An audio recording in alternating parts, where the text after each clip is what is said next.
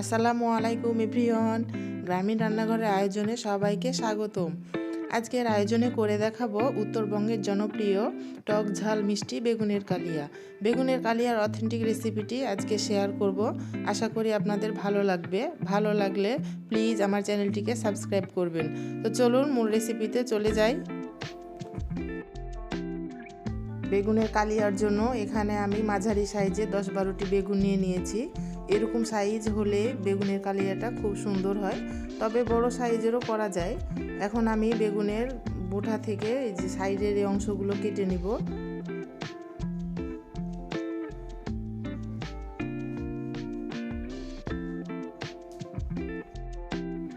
বোটাটা এভাবে কেটে নিতে হবে, এটা বলে বোঝানোর কিছু নেই। আশা করি আপনারা স্ক্রিনে দেখে বুঝতে পারবেন।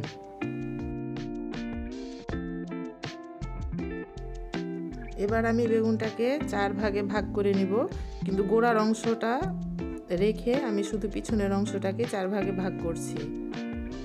এই যে দেখুন আমি কিভাবে কেটেছি, ঠিক এভাবে কাটতে হবে। বেগুনগুলো কাটার সাথে সাথে পানিতে ডুবিয়ে দিতে হবে, না হলে বেগুনগুলো কালো হয়ে যাবে।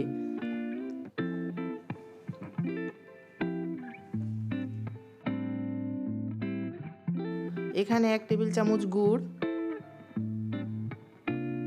1 টেবিল চামচ তেঁতুল হাত দিয়ে কচলিয়ে পানিতে ভিজিয়ে রাখবো 20 মিনিটের জন্য।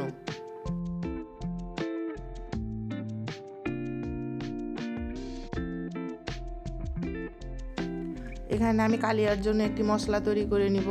দিয়ে দিচ্ছি 1 কাপ পেঁয়াজ কুচি, 1 চামচ লাল মরিচের গুঁড়ি, 1 চামচ হলুদের গুঁড়ি, পরিমাণ মতো লবণ,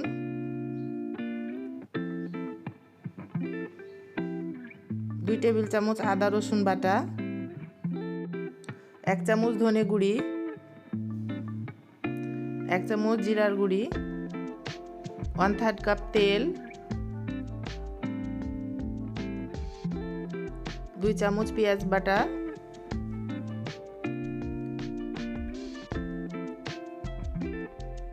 এখন আমি সব উপকরণগুলোকে হাত দিয়ে ভালোভাবে মেখে নিব।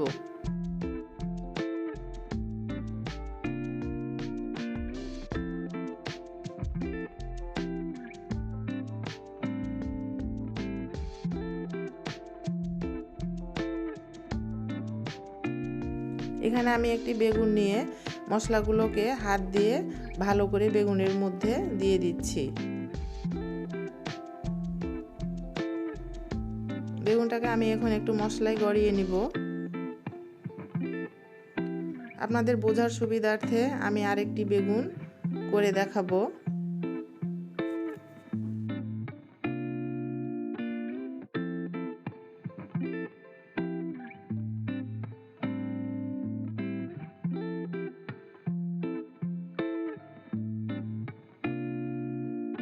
আমি সব বেগুনগুলোতে মশলা মাখিয়ে নিয়েছি। মশলা মাখা বেগুনগুলো আমি এখন একটি প্যানে নিয়ে নিয়েছি। এখানে আমি 2টি তেজপাতা, 2-3টি সাদা এলাচ, 2-3টি দারুচিনি, 2-3টি লং দিয়ে দিচ্ছি। এখানে আমি মশলার বাটিতে কিছু পানি নিয়ে পানি দিয়ে দিচ্ছি। আপনারা আপনাদের বেগুনের পরিমাপ অনুযায়ী পানিটা দিবেন। আমি এই যে এইভাবে দিয়েছি, বেগুনগুলো ঠিক পানিতে এভাবে ভেসে থাকবে। বেগুনগুলোকে নেড়ে দিয়ে ঢাকনা দিয়ে ঢেকে দিব 20 মিনিটের জন্য।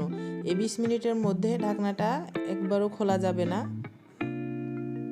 20 মিনিট পরে আমি এখন ঢাকনাটাকে খুলে আমি যে তেঁতুলের মাঠটা বানিয়ে রেখেছিলাম সেই মাঠটা এখন দিয়ে দিব।